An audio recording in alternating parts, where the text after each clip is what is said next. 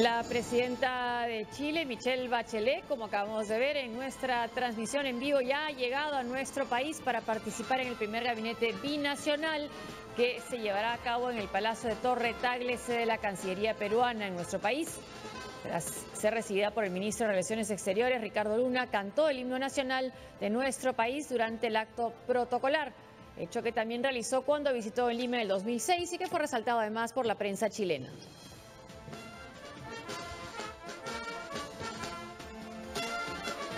A través de su cuenta en Twitter, el presidente del Perú, Pedro Pablo Kuczynski, dio la bienvenida a su par chilena y resaltó que el gabinete binacional dará un nuevo impulso a las relaciones diplomáticas. Este es el primer gabinete binacional que se realiza entre el Perú y Chile. Nuestro país ya ha celebrado reuniones de este tipo con los gobiernos de Ecuador, Colombia y Bolivia. En cualquier momento tendremos información sobre la reunión de ambos presidentes con empresarios.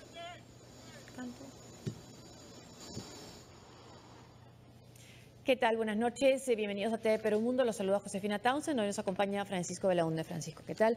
Si han visto desde más temprano, desde la hora de las 7 de la noche, vimos ya el primer encuentro que ha tenido el presidente Pedro Pablo Kuczynski con la presidenta Michelle Bachelet en el Hotel Sonesta. En cualquier momento vamos a tener la llegada de ambos mandatarios. Se han ido hacia Torre Tagle, donde se van a encontrar con delegaciones de empresarios dentro de esta visita que comenzó esta tarde, y es el primer gabinete binacional. Como hemos dicho, el presidente del Consejo de Ministros ha dicho, Fernando Zavala, que es un hito fundamental.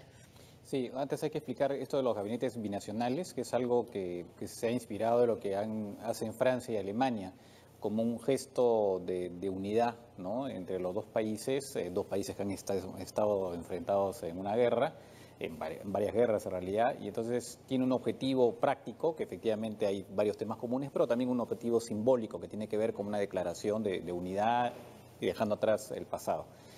En el caso de Perú, el primer país con el que se empezaron estos gabinetes fueron con Ecuador, ¿no?, también una carga simbólica muy fuerte, después con Colombia y también últimamente con Bolivia. Y con Chile, en esta oportunidad, es la primera vez efectivamente, y también tiene pues una carga simbólica muy fuerte. Post La Haya. Exactamente, ¿no? Entonces, eso es muy interesante, solamente nos faltaría en todo caso con Brasil, ¿no? Pero en este caso es especialmente significativo, creo, ¿no? Después de haber resuelto ya el último tema que digamos que había pendiente, que era el diferendo marítimo. Lo que sí, según las declaraciones del canciller en un medio hace no mucho, él había propuesto esto a su par chileno en la medida en que se quería dejar un poco, digamos que el hito, digamos, de la convergencia entre Perú y Chile era esta famosa reunión del 2+2. Que ya se realizó. Que ya se realizó, que es ministro de Defensa de los dos países y ministro de Relaciones Exteriores. Ahora se quiere pasar a algo que hace el Perú con otros países, y que, como tú dices, con respecto a Chile tiene una carga simbólica mucho mayor, ¿no?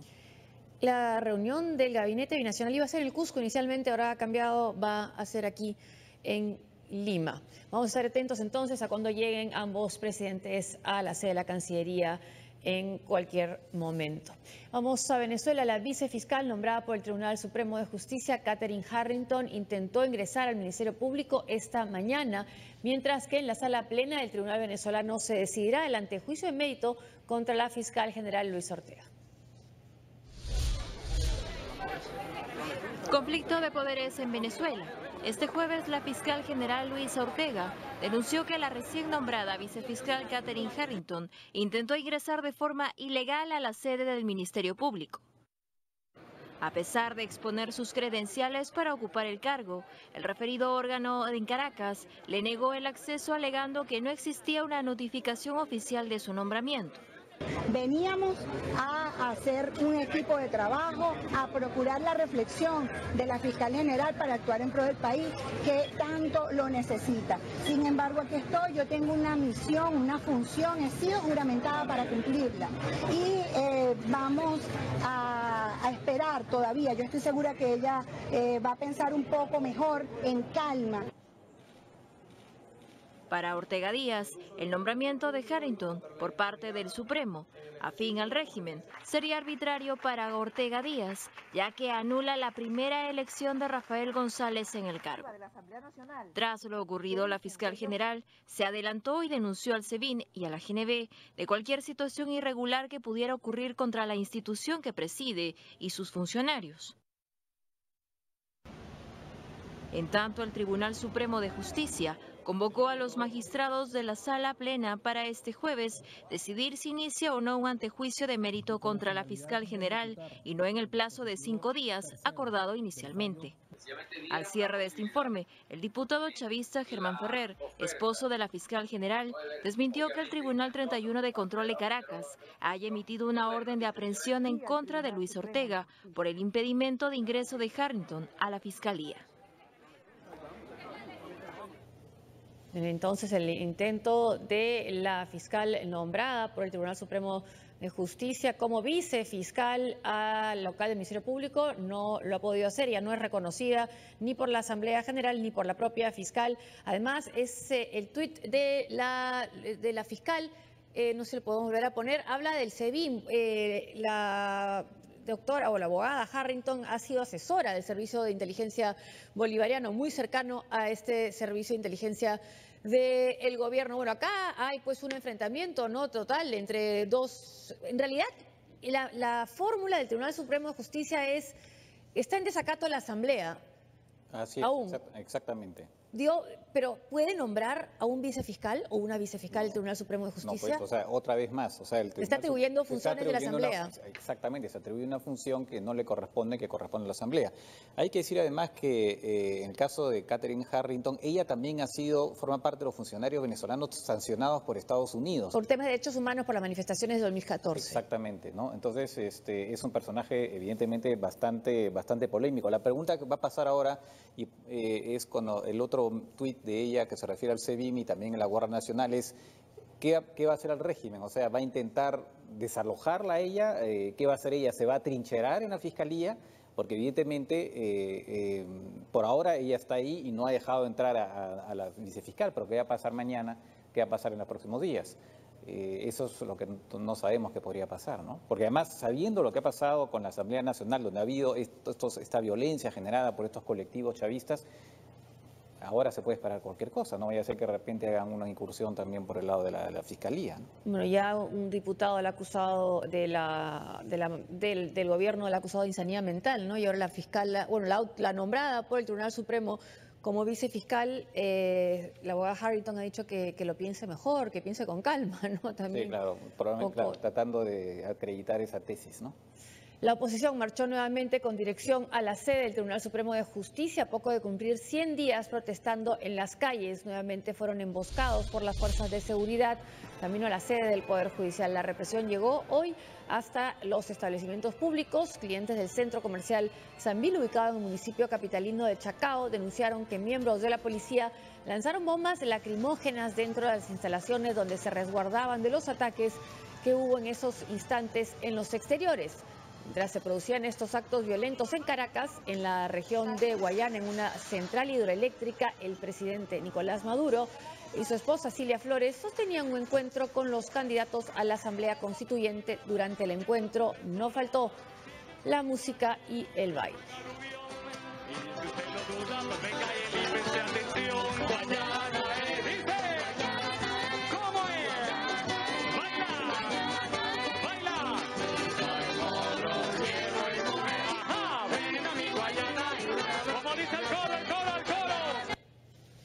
Y el defensor del pueblo, esta es información que hemos tomado de qué diarios se me dan panorama de Venezuela. El defensor dice: demostraré que Luis Ortega estuvo en reunión de preselección de los magistrados. Bueno, esto viene porque una de las críticas que ha hecho la fiscal al Tribunal Supremo de Justicia es que fueron nombrados de manera irregular los jueces cuando ya le queda muy poco tiempo en el poder la mayoría entonces oficialista en la Asamblea Legislativa, ¿no? Y que según Tarek El Aissemi, según el defensor, ella había estado de acuerdo, William Saab, ella había estado de acuerdo con ese nombramiento y ha dicho que no. Bueno, por lo menos en ese entonces ella no dijo nada, en ese entonces ella todavía no había manifestado ninguna oposición contra el Tribunal Supremo de Justicia, bueno, es posible efectivamente que, claro, en ese momento, ella, no hay que olvidar, ella forma parte es chavista, forma parte del régimen, lo que pasa es que ahora de alguna forma se ha volteado. Estoy de acuerdo con el procesamiento, por ejemplo, de Leopoldo López. Exactamente, ha formado parte de la maquinaria represiva chavista, ¿no? Es un misterio en realidad porque es que se ha volteado ahora, pero es muy posible efectivamente que ella haya participado de esto, ¿no? Y el defensor del pueblo tendría que ser una figura más bien independiente, ¿no? Defensor del pueblo, no del gobierno, ¿no? Sí, pues. El ataque de colectivos chavistas a la sede del Palacio Legislativo de Venezuela el miércoles fue seguido de cerca por prensa y líderes y autoridades que lo condenaron. Sin embargo, diarios venezolanos como El Universal y Últimas Noticias reseñaron lo ocurrido de una manera discreta y dieron mayor cobertura a los actos públicos del presidente Nicolás Maduro, como el desfile por el Día de la Independencia. En la televisión, canales como Venevisión mencionaron lo ocurrido en la Asamblea, condenando, sobre todo enfocados en la violencia contra los medios de comunicación. No sé si tenemos las portadas de los diarios. Rechaza las agresiones a periodistas y trabajadores de medios de comunicación. Miércoles 5 de julio, la conmemoración de la independencia de Venezuela se vio empañada por una violencia que no tiene explicación y mucho menos justificación. La violencia solo puede ser condenada. Grupos armados con tubos, cohetones y dispuestos a llevarse por delante a quien sea, no pueden seguir actuando impunemente. La impunidad es el mejor combustible de los violentos. Cada día es más frecuente que periodistas, camarógrafos, fotógrafos sean enfrentados como objetivos, perseguidos para que no hagan su trabajo, como si evitar que queden registros hará menos graves las lesiones que se hacen a la democracia. Bueno, sí, pues ya increíble que sorprenda que un medio de comunicación condene la violencia, ¿no? Que es lo que tendría que ser lo Pero no se refiere, como decías, no se refiere a la violencia contra los legisladores, ¿no? No, es contra la prensa, ¿no? Contra los camarógrafos. Sí. Ahora, estas últimas noticias, primera plana, después de las imágenes que hemos visto de la violencia, la agresión y los parlamentarios y trabajadores ensangrentados en Caracas. Esta es la portada, primera plana de Últimas Noticias. Maduro, unión de las fuerzas de la FARC es clave para la paz. El presidente exhortó a que nadie se convierta en caballo de Troya. Las Fuerzas Armadas de Venezuela investigarán violencia desatada en este es recién, ¿no? Y sin ninguna foto, ¿no? Claro. Y lo que decías justamente con respecto a la Defensoría, lo que pasa es que también la Defensoría le han dado parte de las atribuciones de la Fiscalía, sí, ¿no? En una acción, por supuesto, también absolutamente irregular de acuerdo a la normativa. A ver, El Universal. Ejecutivo pide activar el plan de la República para los comicios de la Asamblea Nacional Constituyente. Inés Quintero es una historiadora, quien sí tan solo es legítimo el poder que emana del pueblo, entonces vendría a preguntarse por qué no hacer un referéndum para ver si quiere el pueblo convocar a una constituyente. Y recién en esta pequeño titular dice 5 diputados heridos, deja el asalto violento al Parlamento también sin fotografías. Y bueno, el Aizami, el vicepresidente, la constituyente sellará la independencia. Ahora es curioso porque ponen 5 diputados heridos, deja el asalto violento al Parlamento, entre comillas, ¿no? Ah, bueno, sí, también. Es extraño. Sí, sí. Con la foto nomás no se necesitan las comillas, ¿no? Claro. Vamos a ver cómo informó Telesur, que responsabilizó de las acciones violentas a grupos vinculados a la oposición venezolana, quienes dijeron que se drogarían para cometer actos vandálicos. Este argumento es según un testimonio de un joven venezolano que asegura haber sido reclutado por grupos vinculados al bloque de la Mesa de la Unidad Democrática para cometer locuras que van desde robos, asaltos y asesinatos.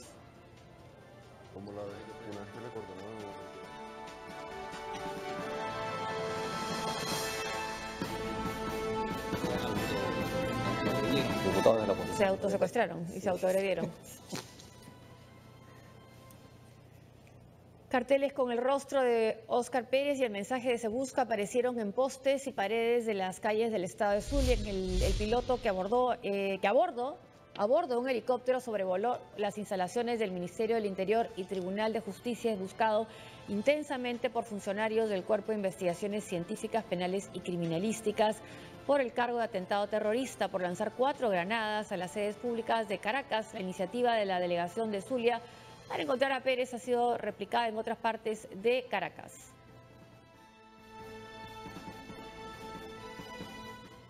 Pasamos a México. El secretario de Seguridad Nacional de los Estados Unidos, John Kelly, visitó a México para tratar temas de migración y cooperación en seguridad y desarrollo económico. El presidente mexicano Enrique Peña Nieto recibió al secretario de Seguridad Interior estadounidense John Kelly en la residencia presidencial en la capital del país. Reunidos el miércoles, discutieron la importancia de un trabajo conjunto para combatir al crimen organizado transnacional a partir del enfoque de corresponsabilidad. Hablaron además de migración y libre comercio. El canciller mexicano Luis Videgaray también recibió a Kelly y comentaron diversos proyectos de infraestructura fronteriza para facilitar el flujo eficiente, seguro y ordenado de personas y bienes, según indicó un comunicado de la Cancillería. La visita del secretario se extenderá hasta el jueves y ocurre previo a la reunión que Peña Nieto sostendrá con su homólogo Donald Trump al margen de la cumbre del G20 esta semana. La relación entre ambas naciones, que comparten más de 3.200 kilómetros de frontera, alcanzó momentos de tensión no vistos en décadas por la propuesta de Trump para construir un muro entre los dos países que sería pagado por México, además de la amenaza a sus tratados comerciales.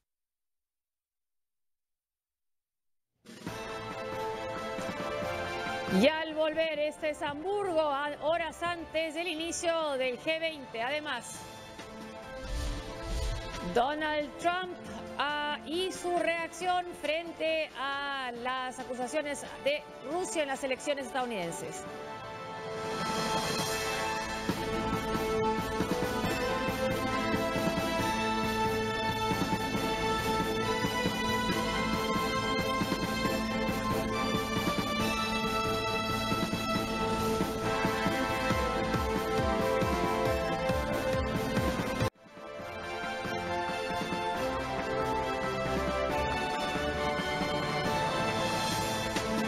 La cumbre del G20 empieza este viernes y numerosas ONGs y activistas llegaron a la ciudad alemana de Hamburgo para protestar contra los efectos de la globalización y la desigualdad económica.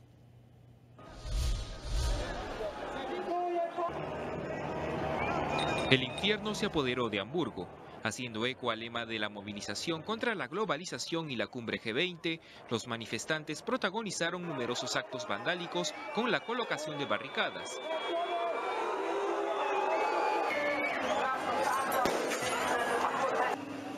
Fue necesaria la intervención policial para sofocar los disturbios.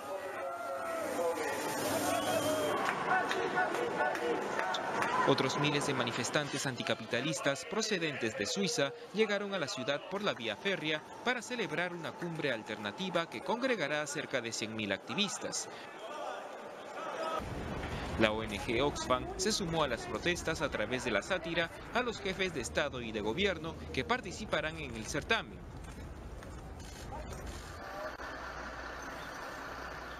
En la víspera, 12 vehículos de un conocido concesionario fueron quemados como antesala a la cumbre G20. Las autoridades no descartan que este incendio haya sido provocado. Pese a estos incidentes. Vamos en vivo a la Cancillería Torre Tagle. Está el presidente de la República, Pedro Pablo Kuczynski, con la presidenta de Chile, Michelle Bachelet, y han llegado Hola, Violeta, al ¿cómo Palacio estás? de Torre Muy Tagle. buenas noches. Vamos con nuestro compañero Jorge Malmer. El Palacio de Torre Tagle. Acabamos de llegar precisamente y en imágenes ya podemos apreciar el ingreso del presidente de la República, Pedro Pablo Kuczynski, y la presidenta de Chile, Michelle Bachelet. Es en esta sede de la Cancillería donde ambos mandatarios van a sostener una reunión con empresarios peruanos y chilenos. Hay que mencionar que parte de la agenda, de los temas que se van a abordar en esta importante reunión va a ser precisamente la relación comercial entre ambos países. Hay que destacar que tanto Chile como Perú tienen inversiones importantes en el otro país. Ahí están entonces ambos jefes de Estado haciendo el saludo correspondiente a la delegación de autoridades y principales empresarios que se encuentran ya ubicados en este salón donde se va a desarrollar precisamente este importante encuentro. Este es el salón de cancilleres, que es donde están haciendo un alto. Ahí está también el ministro de Relaciones Exteriores, el canciller de la República, Ricardo Luna, quien es básicamente el dueño de casa, se podría decir, donde se van a desarrollar estas importantes actividades. Hay que destacar también de que el día de mañana es el día central, donde se van a desarrollar ya el encuentro del gabinete ministerial. Bien, este es el encuentro entonces, que va a ser un encuentro privado. Nosotros vamos a despedir desde acá, Violeta, y posteriormente, después de este encuentro, se va a desarrollar una cena que va a estar a cargo encabezada por el presidente de la República en honor a sus invitados, en este caso a la presidenta Michelle Bachelet y a la delegación del gabinete ministerial chileno que la ha acompañado en este viaje. Nosotros vamos a retornar más adelante con el inicio de esta cena, solamente contando un poco y haciendo un resumen de todo lo que ha sido hasta el momento el desarrollo de las actividades de la presidenta de Chile, Michelle Bachelet, en nuestro país, de cara a lo que va a ser el primer gabinete ministerial entre Perú y Chile. Con permiso. Gracias por esta información a nuestro compañero Jorge Mano. Bien, nosotros nos despedimos, terminamos con esta breve transmisión por la señal de TV Perú y del 7.3. Regresamos.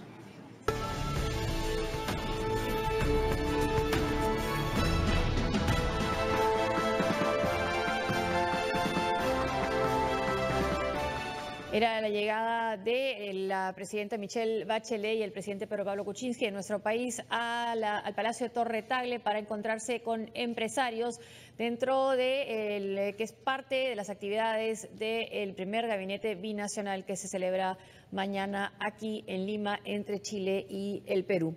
Vamos a esperar a la salida de ambos mandatarios a ver si hay declaraciones. Seguimos ahora con el tema que estábamos tratando hace unos instantes, que era la cumbre G20 y las protestas que se ve en Hamburgo. Los manifestantes tienen el eslogan que se llama "Bienvenidos al infierno". Veamos.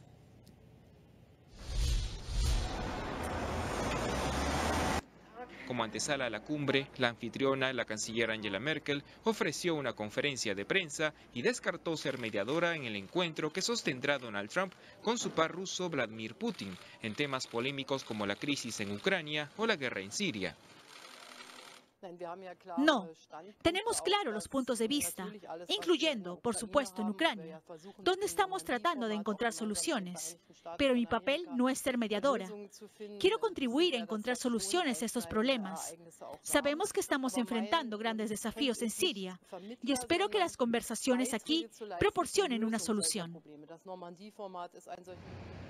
El G20, foro que congrega a las 20 economías más grandes del mundo, fue fundado en 1999 y la primera cumbre de jefes de Estado se celebró en 2008, en el marco de la crisis económica mundial.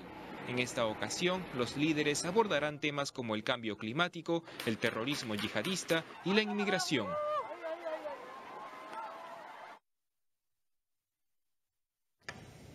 Y lo que se espera de este encuentro G20 sobre todo es la reunión bilateral entre Donald Trump y Vladimir Putin. Hablando de Donald Trump, él se reunió este jueves con su par polaco en Varsovia. El interés principal de Polonia es que Washington pueda invertir en este país, considerándolo una zona clave de Europa del Este, pero por su ubicación también busca que se defiendan los derechos de occidentales ante la amenaza que podría significar Rusia para esta zona, tomando en cuenta la crisis de Ucrania.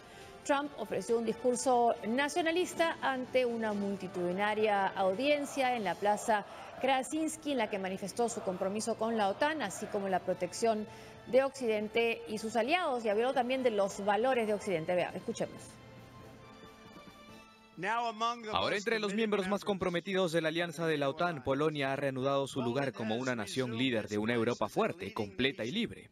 Una Polonia fuerte es una bendición para las naciones de Europa, y ellos lo saben. Europa es una bendición para Occidente y para el mundo. 100 años después de la entrada de las fuerzas norteamericanas en la Primera Guerra Mundial, el vínculo transatlántico entre los Estados Unidos y Europa es tan fuerte como siempre. Este continente ya no se enfrenta al espectro del comunismo. Estamos en Occidente y tenemos que decir que hay graves amenazas a nuestra seguridad y a nuestra forma de vida. Los enfrentaremos, pero hay amenazas. Bueno, encuentra una audiencia que simpatiza con sus ideas, en este caso los seguidores del presidente de Polonia, ¿no?, que tiene ideas parecidas a las de Donald Trump.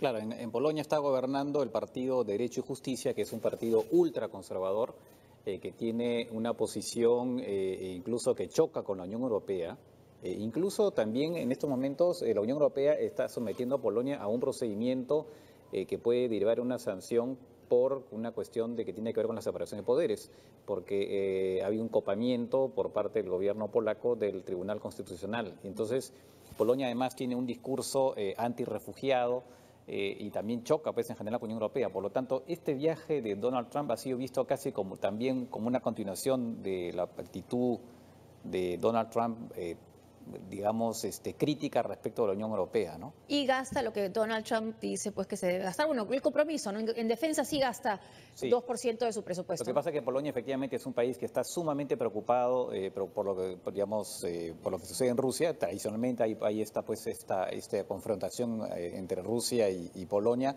básicamente por las invasiones con la historia que tiene. Efectivamente, claro. Polonia es un país que ha sido permanentemente invadido tanto por Alemania como por Rusia.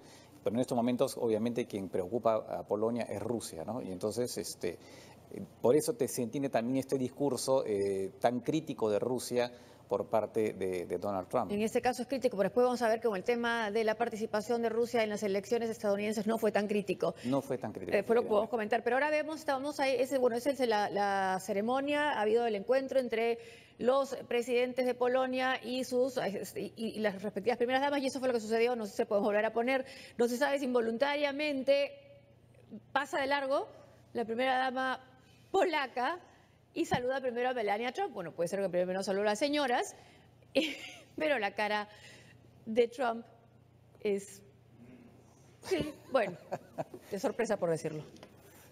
Bueno, hay varios incidentes de ¿cómo se llama?, de manos y de saludos, ya nos tiene acostumbrados Donald Trump en uno u otro sentido, ¿no? Se espera el saludo con Vladimir Putin. Así es. Lo que Polonia y sus aliados de Europa del Este temen, como comentábamos, son agresiones como las de Rusia a Ucrania, así como la actividad militar cerca de sus fronteras. Rusia señala que esta es una respuesta a la presencia occidental. Ante ello, Trump acusó a Moscú de desestabilizar la región, una polémica afirmación a un día de su reunión con Vladimir Putin. Instamos a Rusia a poner fin a sus actividades desestabilizadoras en Ucrania y en otros lugares y su apoyo a regímenes hostiles como Siria e Irán. Les pedimos unirse a la comunidad de naciones responsables en nuestra lucha contra los enemigos comunes y la defensa de la civilización misma. En otro momento de esta visita a Polonia, Trump y Duda, el presidente polaco, comparecieron ante la prensa. En la conferencia, el presidente estadounidense volvió a mencionar a Rusia y aceptó que este país sí pudo haber interferido en las elecciones presidenciales, pero en realidad no dijo que pudo haber sido cualquiera. Escuchemos. Permítame comenzar diciendo que he oído que eran 17 agencias y dije, oye, esto es mucho. Tenemos muchas más agencias, ¿cierto? Vamos a comprobarlo y hemos hecho una investigación muy pesada. Resultó que eran 3 o 4, no 17. Y muchos de sus compatriotas tuvieron que cambiar sus informes, tuvieron que disculparse o tuvieron que corregir. Ahora, habiendo dicho eso, los errores fueron hechos. Estoy de acuerdo, creo que fue Rusia. Pero pienso también que es probable que hayan sido otras personas y o países. Y no veo nada malo con esa declaración. Nadie lo sabe realmente, nadie lo sabe con seguridad. Bueno, sus agencias de inteligencia lo han dicho, ¿no? Y él está dudando de las afirmaciones de sus agencias de inteligencia en otro país. Claro. Y además dice que, bueno, ya han cometido errores, bueno, con el tema de las armas de destrucción masiva, ¿no? O sea, es una declaración que llama la atención de un jefe de Estado hablando sobre un ataque de la naturaleza que tuvo en las elecciones, ¿no? Lo que pasa es que Trump en realidad está un poco atrás. Obviamente él tiene de partida una simpatía por Putin, creo que eso está muy claro, y hay una cercanía suya y de su entorno con Rusia, pero un poco que la política lo ha atrapado, la geopolítica lo ha atrapado, primero el tema en Estados Unidos con el escándalo que se ha armado, y después también, está en Polonia y está en un país que es claramente antirruso, o en todo caso que le tiene miedo a Rusia. Entonces, está un poco como que no sabe con qué pie danzar, ¿no? Por un lado tiene esta simpatía evidente, pero por otro lado tiene que criticar a Rusia. Pero está diciendo del resto del mundo y fuera de su país, en realidad nuestras agencias de inteligencia no son confiables. Bueno, sí, pues. No, claro, para un jefe de Estado que diga eso de sus propios servicios de inteligencia es terrible, ¿no? Antes de empezar la reunión del G20, la canciller alemana se reunió con el presidente de Estados Unidos. Angela Merkel confesó no sentir molestia por el viaje de Trump a una cumbre en Polonia. Donald Trump ya está en Hamburgo para la cumbre del G20 que empezará este viernes. El presidente estadounidense ha aprovechado sus primeras horas en suelo alemán para reunirse con la canciller Angela Merkel. La lideresa demócrata cristiana aseguró que su administración está comprometida con un sistema de comercio internacional abierto, pese a los temores de proteccionismo estadounidense bajo la administración Trump. Antes de su encuentro con el republicano, Merkel también remarcó la importancia de las políticas climáticas y se refirió al viaje que hizo el estadounidense a Polonia. Tengo que decir con toda honestidad que este viaje a Polonia y el encuentro con otros líderes de Europa Central y Oriental no me molesta en absoluto. Tenemos nuestra agenda, pero hay diferentes concepciones de la globalización y ahora queremos ver lo que podemos lograr juntos. Merkel también ha destacado que la globalización debe ser moldeada en una situación de ganar-ganar, ya que su concepto es que no siempre debe haber perdedores en donde hay ganadores. En otro momento dijo que no se veía como mediadora entre Donald Trump y Vladimir Putin, quienes se reunirán este viernes. Antes de partir a Hamburgo para participar en la cumbre del G20, el presidente de Francia, Emmanuel Macron, recibió al presidente mexicano Enrique Peña Nieto. Ambos líderes destacaron las relaciones bilaterales. Durante el encuentro, Macron resaltó el rol de México en la búsqueda de una solución pacífica a la crisis política y humanitaria que atraviesa Venezuela. Peña Nieto indicó que este periplo permitirá iniciar las negociaciones para modernizar el acuerdo comercial celebrado con la Unión Europea. De igual modo, ambos mandatarios manifestaron su disposición en reforzar la cooperación intercultural y la lucha contra el cambio climático. Con el apoyo de Francia, de su gobierno, en el proceso de negociación en materia de lucha contra el réchauffement climático y por la... Luego el presidente mexicano irá a Hamburgo junto con la Argentina y Brasil. México son los tres países que participan en esta cumbre. Latinoamericanos. Claro, acá lo interesante es que también esto se da en el marco en que la Unión Europea está negociando un DLC eventualmente con México, después también con Japón.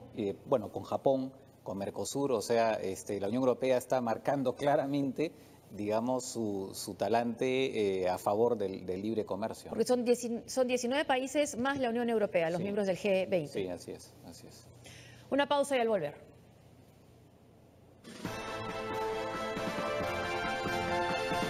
Francia busca ser potencia por el cambio climático y también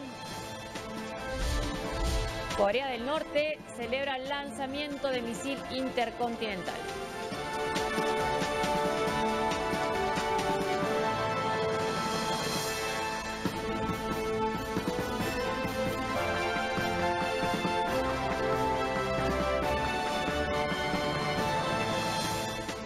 Ha puesto en práctica el Acuerdo de París para la lucha contra el cambio climático.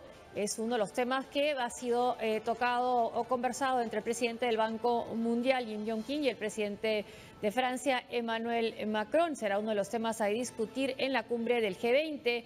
Como hemos visto, se reunió el presidente de Francia con el presidente del Banco Mundial para reafirmar el compromiso de quienes suscribieron el pacto y los organismos multilaterales en los que el Banco Mundial tiene protagonismo. Macron apeló a la unidad para la puesta en marcha de este acuerdo, mientras que el Banco Mundial aseguró que la cumbre G20 es el lugar para avanzar en su aplicación. Todo esto después, por supuesto, de conocerse que Donald Trump se ha retirado de ese acuerdo. Trabajaremos juntos para hacer rápidamente nuevos anuncios, no de principios, sino de compromisos concretos con respecto al cambio climático. Lo he dicho antes, para mí el Acuerdo de París es un elemento importante, pero no es suficiente, por lo que tenemos que continuar avanzando juntos y demostrar nuestra capacidad de ir más allá en términos de proyectos concretos y financiación. El Acuerdo de París es uno de los más importantes de la historia en el mundo y creemos en él. Estamos aceptando el llamado del presidente Macron en la búsqueda de soluciones concretas. Los asuntos serios los asumiremos y encontraremos las maneras de avanzar. Francia busca alzarse, como ha dicho el presidente Macron, como potencia mundial en el clima, luego de que Estados Unidos abandonó este proceso, abandonar el Acuerdo de París. Ahora Francia anunció cambios en la venta de automóviles en las próximas décadas. Francia se prepara para dar un largo adiós a los vehículos de combustión. El ministro francés de Ecología, Nicolas Hulot, ha anunciado este jueves que en el año 2040 se dejarán de vender vehículos con motores de gasolina o diésel en todo el país. Acompañada de incentivos fiscales, esta medida se enmarca en un ambicioso plan que persigue que Francia ocupe el vacío de liderazgo dejado por Estados Unidos en la lucha contra el cambio climático.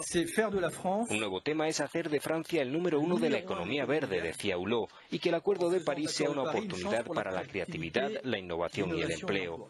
En el espíritu y en la materialización de lo que dijo el presidente de la República cuando Estados Unidos anunció su posición sobre el Acuerdo de París, nosotros nos vamos a fijar como objetivo la neutralidad de carbono para el año 2050. El plan global eleva los objetivos acordados en la Cumbre de París. En un plazo de 5 años, Francia eliminará todas sus plantas térmicas de carbón y de aquí a 2030 elevará el peso relativo de las energías renovables al 32% del total. Bueno, en este caso son cambios impulsados desde el gobierno, en el caso francés, pero en una entrevista de Cristiana Figueres, a Cristiana Amanpour en CNN, Cristiana Figueres, quien lideró estas convenciones sobre el cambio climático y formó la COP21, ella decía que en realidad, claro, nos dejaba de preocupar la actitud de Estados Unidos, pero que ya los cambios hacia una economía que luche contra el cambio climático ya se estaban dando a nivel de ciudades y a nivel de empresas. Sí, ya hay una dinámica incluso en los propios Estados Unidos, ¿no? Además, la industria del carbón que quiere de alguna forma mantener Donald Trump no tiene pocas posibilidades de sobrevivir a pesar de lo que Donald Trump quiera, ¿no? Es interesante el reportaje, vimos cómo había unas personas que estaban instalando paneles solares en sus techos. Efectivamente en Francia es esa posibilidad que mucha gente lo está haciendo, porque no solamente para su consumo propio, sino que les sobra electricidad para poder venderlo a las empresas eléctricas e incorporarlas al circuito, ¿no? Algo que entiendo que se ha querido hacer acá, pero hasta donde sé no ha podido ser implementado. En todo caso, Francia sí adopta una actitud de liderazgo muy grande en este plano, tratando de sustituir junto con otros al vacío dejado por Estados Unidos, ¿no? En otro tema, el presidente de la Autoridad Palestina, Mahmoud Abbas, sostuvo un encuentro con su par francés, Emmanuel Macron, con el objetivo de reforzar los lazos bilaterales entre ambos países, ambas naciones. Macron expresó su solidaridad con el pueblo palestino y rechazó la colonización israelí en Cisjordania a través de asentamientos judíos. Indicó que la solución para el conflicto es mediante el reconocimiento de los dos estados con el fin de lograr la paz en la región. La solución de dos estados a la que no hay alternativa viable es hoy amenazada, pero también las causas de esta erosión son conocidas. Francia siempre ha condenado y continúa condenando el proceso de colonización en curso, que sigue siendo ilegal con respecto al derecho internacional. Nuestra propuesta es la solución de dos estados sobre la base de las fronteras de 1967. La ocupación israelí de nuestra tierra debe llegar a su fin y nuestro pueblo debe obtener su independencia y libertad con Jerusalén como su capital. Resolver las cuestiones relativas al estatuto definitivo sobre la base de la resolución y el derecho internacional y la iniciativa de paz. Bueno, está bastante activo el presidente francés, ¿no? A nivel política interna, ha estado en Versalles también, y también con encuentros con líderes, Mahmoud Abbas, el presidente del Banco Mundial también. ¿Qué papel puede jugar Francia, una Francia activa en el tema de Israel y Palestina? La verdad es que no mucho porque Israel simplemente no entiende razones. Tendría que ser una presión internacional a nivel europeo muy grande, pero en este momento el gobierno de Netanyahu está tan influido por los sectores más radicales de la política israelí, los ultraortodoxos, que no tiene razones y por ahora no se ve, ¿no? que pudiera hacer algo en este momento Francia, salvo pues que algo se le ocurra a Macron, alguna estrategia, ¿no? Pero sí, bueno, es muy difícil. Unas capacidades de superhéroe. Bueno, vemos esta foto que aparece en el post, ya se ha vuelto viral en las redes, de Emmanuel Macron aterrizando en un submarino nuclear. Algunos lo han comparado con James Bond, otros con la figura también popular del primer ministro canadiense Justin Trudeau, o también el primer ministro de Irlanda, que son los tres muy jóvenes además. Tiene un sentido histriónico, ¿no? Se ve como la imagen, evidentemente tiene un manejo de su imagen y se proyecta pues como un gran líder, ¿no? En medio de todo, tiene a De Gaulle como modelo, ¿no? Y luego de la lucha contra el Estado Islámico en Irak, la crisis en ese país podría trasladarse hacia el Kurdistán. El líder kurdo Masoud Barzani, presidente de dicha región, ofreció una entrevista a la agencia británica Reuters y dijo que no darán vuelta atrás en sus intentos de declarar un Estado kurdo independiente de Bagdad, aunque lo harán a través del diálogo para evitar conflictos. El próximo 25 de septiembre, Kurdistán celebrará un referéndum independentista.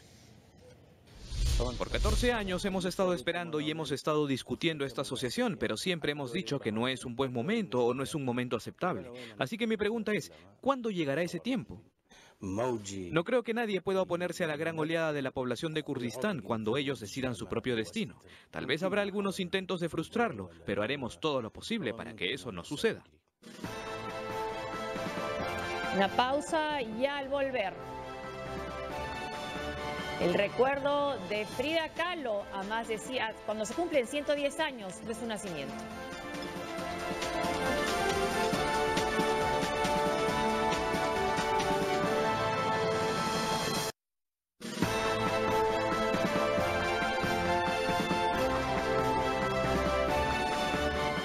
El presidente de Corea del Sur ha expresado la urgencia del diálogo con Pyongyang, mientras que la Alianza del Atlántico OTAN exigió al régimen de Kim Jong-un detener todos sus programas nucleares. Con bailes y con fuegos artificiales, Corea del Norte ha celebrado el último lanzamiento de su misil balístico intercontinental.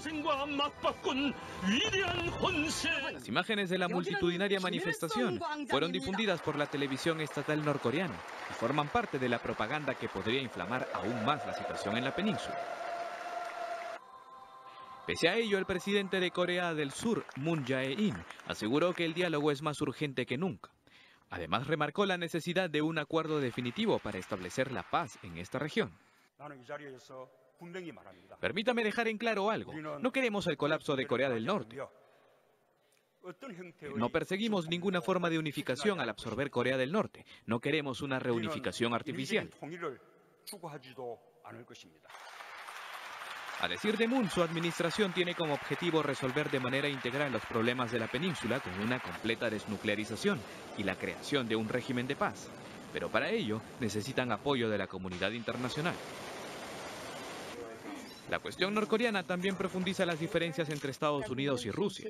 Este jueves, la portavoz de la Cancillería, María Zaharova, dijo que Washington intenta minar los lazos de Moscú y Pyongyang con noticias falsas sobre el supuesto abuso de inmigrantes norcoreanos en territorio ruso.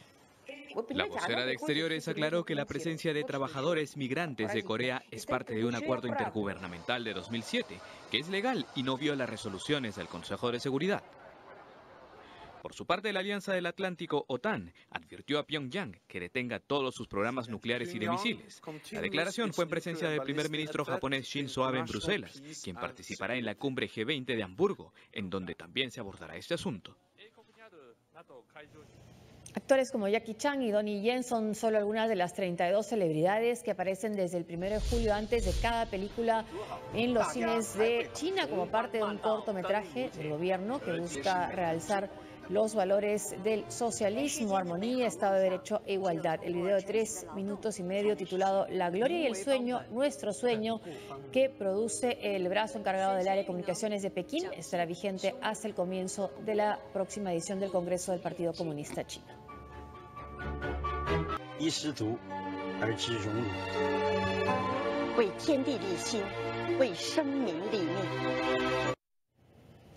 Y seguimos en China, que construirá la primera ciudad bosque para combatir la contaminación. Se trata del Yuzhou Forest City, que tendrá la capacidad para albergar a 30.000 habitantes y que podrá absorber unas 10.000 toneladas de dióxido de carbono, produciendo unas 900 toneladas de oxígeno. Todo esto lo hará debido a los 40.000 árboles y casi 1 millón de plantas de más de 100 especies distintas que se plantarán dentro de esta ciudad.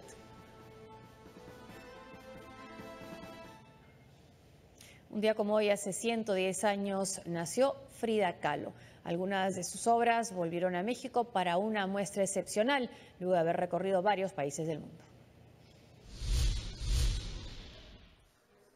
El arte de Frida Kahlo vuelve a casa para celebrar su cumpleaños 110.